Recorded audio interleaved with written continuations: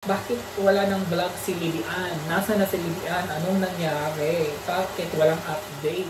Hello everybody! Good day! It's another day. It's another RCVels day.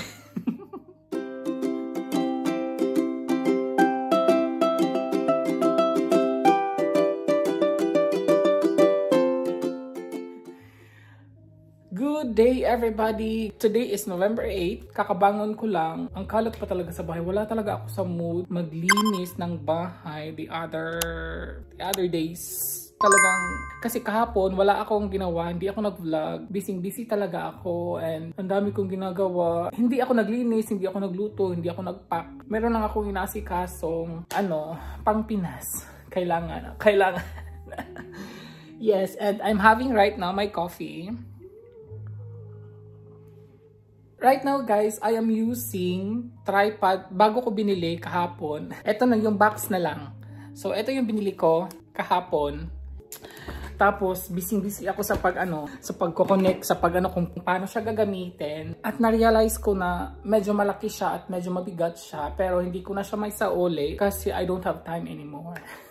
Okay lang din naman siya gagamitin kung sa bahay lang. Yung mga mini vlogs lang, okay, maganda siyang gamitin. At yun, ano pa ba ginawa ko kahapon? Meron lang din akong yung, di ba, nadala ni partner yung ating camera. Hirap akong mag-vlog using cellphone. But I'm still using cellphone ha. Nag-message si akin si partner nung isang araw. Plan ko na talagang bumili ng bagong phone kasi kailangan ko ng dalawang cellphone. Isa is for Pinas number and isa is for the for here sa Germany. So plan ko talaga bumili next year pa January. Tapos tinanong ako ni partner na, di ba bibili ka ng bagong cellphone next year? Why not today? Yung kahapon. So sabi ko wala akong pera kasi nga kaya plan ko next year bumili ng bagong cellphone kasi meron akong matatanggap sa trabaho. End of December pa na may matatanggap. Yun ang pambili ko sana ng cellphone. Tapos sabi ni partner, pahihiramin na lang kita. Sabi ko, okay. While pala siya nagme-message sa akin, na-transfer na niya yung pera sa aking account. Before niya sinabi yon, sabi ko, wag na lang kasi hinihintay ko nga yung aking matatanggap sa December. So sabi niya, hindi, na-transfer ko na. Bumili ka na lang ng bago. Para daw babayaran ko rin naman. I'm using it right now. Anyways, I'm using it right now, the new phone. At hindi ko siya na-vlog na mag-unbox kasi wala lang, hindi ko lang siya vlog. Kaya busy talaga ako kahapon sa pag-set up, sa mga ganyan. So eto yung binili ko kahapon. Pero babayaran ko to kay partner guys pag natanggap ko na yung pera ko sa December. So pag nakabalik na ako galing Pinas. So yun ang plano. And then etong gamit ko na tripod is hindi pa ako sanay. Bumili ako pala ng cellphone, iPhone 15 Pro Max. Hindi ako hindi ako nagmamayabang. Naano ko lang ang sweet lang kasi ni partner kasi yun kasi guys pero pag meron kasi siyang something na maling nagawa, lalo na ngayon magkahiwalay kami, tapos hindi kasi siya mapakali kung okay ba ako, kung yung feelings ko, yung sitwasyon ko, mga ganon. Tapos yung vlog kasi ang minsan nakakapagpasaya sa akin, so alam niya yon. Alam niya yon. Tapos nadala pa niya yung camera ko, isip siya ng isip kung anong gagawin niya, paano daw niya ako mapapasaya. Sabi ko okay, wala naman problema kasi magagamit ko din naman yung iPhone 12 ko.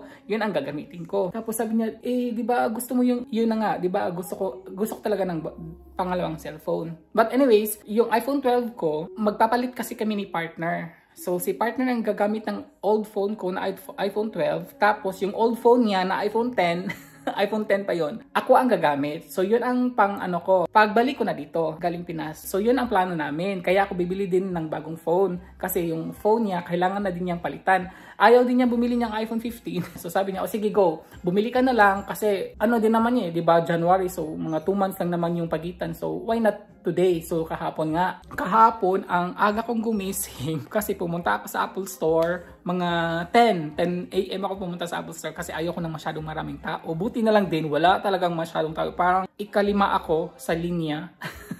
Tapos, so eto na nga yung nabili ko kahapon. And then, ano to maganda din naman yung blue. Pero yung plan ko talaga is yung either yung Titan or yung natural, ano ba yun, or yung white, ganon. Tapos wala na silang stock. Yung stocks na lang nila, eto na lang, yung blue at yung isa yung 1 terabyte. Ayoko yun ng 1 terabyte kasi ang mahal, almost 2K na yun. Ang mahal na talaga. Since kailangan ko din talaga ng, ano ba yun? Yung tripod ko talaga guys is ang likot. So yun, sabi ko, okay, I'll take it na lang. So yun, plan ko today, lalabas ako kasi kailangan ko mag-grocery. Wala na akong pangkain for this week until Tuesday. Kasi Tuesday, aalis na tayo. Yung flight ko is hapon pa, pero alis ako mga early afternoon kasi para hindi tayo malilate. Kasi ako lang nga mag-isa. Magkukommute ako to the airport, so kailangan kong mag-ready and then meron pa akong 2 duty bukas pang hapon and then weekend, day off ko. Tapos Monday start talaga officially yung aking vacation. It's already, my God, 4:30 PM na dito at ngayon lang ako nag-update. I'm almost finished na talaga. Yan, look at naman yung ating luggage. It's malapit na talaga siyang matapos. As in, magagawa ko to ulit on Monday. Toiletries na lang ang kulang ko dyan. Magluto ako ng aking ulam. And my ulam is, for today, tuna. I-fry ko lang to sila. Ulam ko na to for, tonight, tomorrow, and for the next day. Kasi may duty ako bukas. Start ko duty bukas, guys. Panghapon. So, kailangan ako magluto para hindi ko siya nahugas. Okay lang yun Wala na itong hugas-hugas sa akin kasi ako lang din naman. Sunflower oil. Itong oil na lang yung gagamitin ko. Mainit na kasi. So, ilagay ko na lang dito lahat. Bahala na.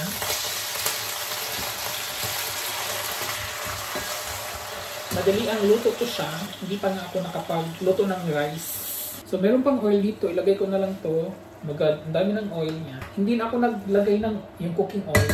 So, dito sa mismong oil ang ginamit ko. Kukuha lang ako ng ingredient. Salt and pepper. Lagyan natin siya ng paprika. Wala talaga ako masyadong nagawa today kasi yun lang, nag-rearrange ng luggage. Tapos, itong cellphone na to, inaano ko pa siya, kasi bago nga. Tapos, lumabas nga pala ako kanina. Hindi lang din ako nag-vlog sa labas kasi yung yung mga konting pang gamit ko lang for the weekend and until Monday.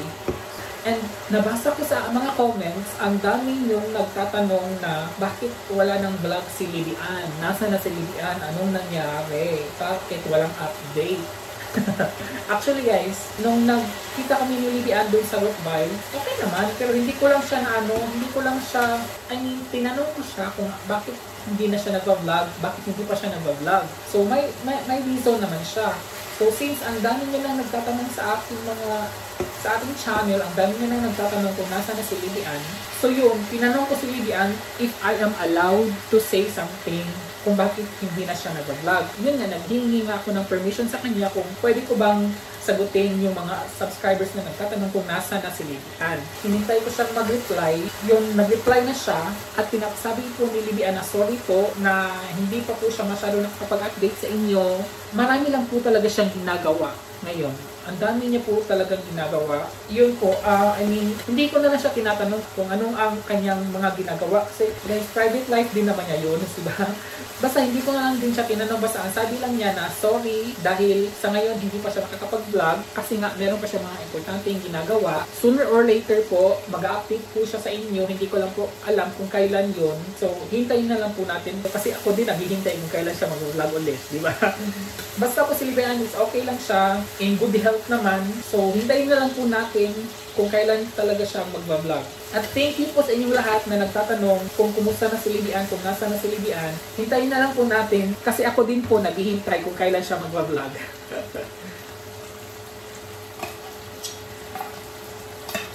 Nung nandito si Lilian, tapos nagluto ako nito, hindi ko siya nalagyan ng tamatis kasi nakalimutan ko. So this time, meron na talaga tayong tamatis. So yun pala yung kulang. Kaya medyo ang dry niya.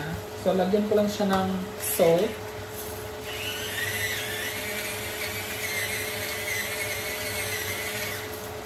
Lagyan ko pa yun ulit mamaya. And pepper. And also paprika.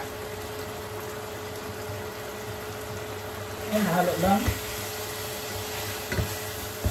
Mag-ano lang ako ng egg. So, I think hanggang Friday na to na ulam. Oh my God. Ano ito? Okay. Anuhin. Malapit na siyang maluto. Lagyan ko na lang siya yung yung sa Thailand na sili. With flavor na naman to siya. Hindi naman tumanghang.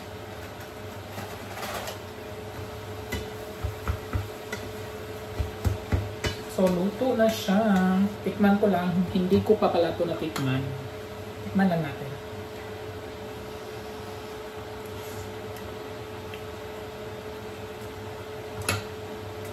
Okay.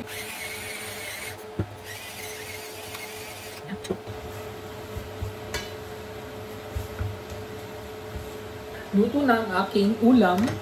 Takpan ko lang siya. And turn off. Ano ba yan? Minsan talaga hindi ko na nakakalito. Mamaya ako na to linisan sila. So. And tingnan nyo yung gamit ko. Diba? Ito ang ating new set of investments. Charot. At yan yung kanyang backside. Itong itong stabilizer tripods or I don't know. Maganda siya actually. Mabigat lang. Tsaka medyo hassle siya. But anyways, para sa akin maganda siya. Maliligo muna ako before tayo magdi-dinner. Try ko tong iano dito. Ayan. Uy, maganda din pala siya dito. Uy. Okay lang din naman pala. Maligo muna ako guys. And good evening. Dinner na po. It's already 6 p.m. At ang dilim-dilim na sa labas.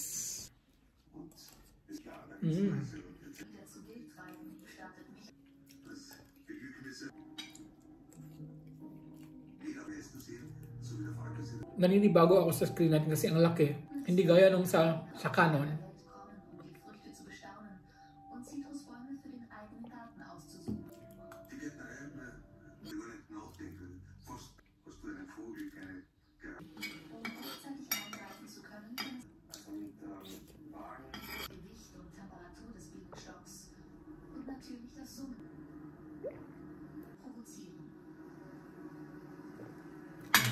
May mga nagtatanong din kung bakit ako hindi sumama sa Africa ni partner at saka saan nag-part ng Africa si partner pumunta. Magsa-safari po sila, mga national parks doon sa Africa. Bakit po ako hindi sumama? Kasi po itong travel na to for this year, nakaplan na po talaga to. Last year pa namin to plinan. So, separate na po talaga siya kasi ayoko din po talaga sumama sa Africa.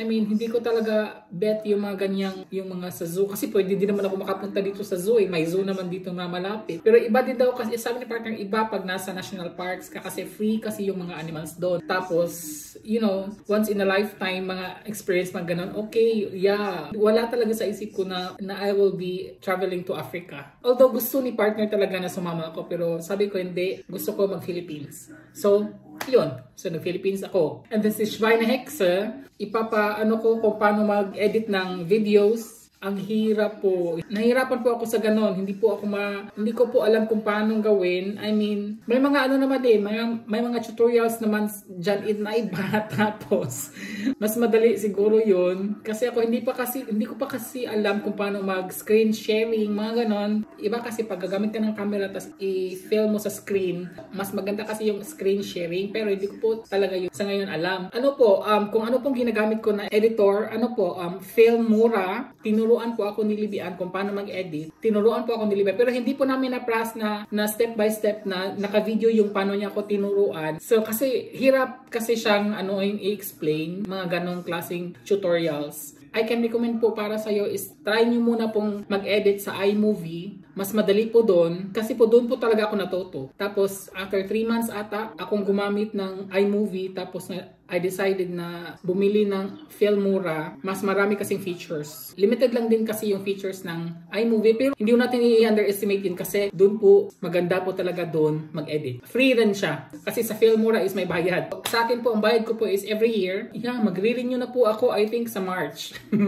Pero may time pa naman. Kung magkano po, you can check it na lang po sa online kung magkano po yung Filmora. Thank you po again. And sorry po na hindi ko po siya talaga ma-video yung tutorial po ng editing. I'm so sorry po. I think that would be all for today. So yun po, at maraming salamat po sa inyo lahat. Ay lalong-lalo na sa ating mga new subscribers. Again, welcome po sa inyo lahat and thank you so much po for subscribing. And yun po, if you like this video, please don't forget to click the like button, and sa mga hindi pa nakasubscribe, subscribe na po kayo, and thank you po so much. Just click the subscribe button po and bell button naman para kayo ay notified every time meron ako new uploads. Thank you po again, and until my next vlog everybody, ingat! Tschüss!